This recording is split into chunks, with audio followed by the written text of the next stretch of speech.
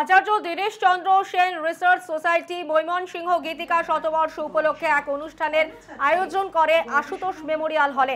প্রাক্তন বিচারপতি চিত্ততোষ মুখোপাধ্যায়, রিসার্চ সোসাইটির সম্পাদক দেবকন্যা সেন উপস্থিত ছিলেন অনুষ্ঠানে। দীনেশ রবীন্দ্রপত্র সম্মাননা দেয়া হলো সাহিত্যিক অভিজিৎ বড়ুয়াকে। আমি বেসিক্যালি যে কাজগুলো করছি, গবেষণামূলক কাজগুলো করছি, সেটা বৌদ্ধ এবং বৌদ্ধ দর্শন এবং বৌদ্ধ দর্শন যদি আমরা দেখতে চাই বা আলোচনা করতে, সেটা কলকাতা এবং ভারতবর্ষ ছাড়া সেটা সম্ভব নয়, কারণ ভারতবর্ষেই বুদ্ধের সমস্ত কর্মযক্ষগুলো অবস্থিত।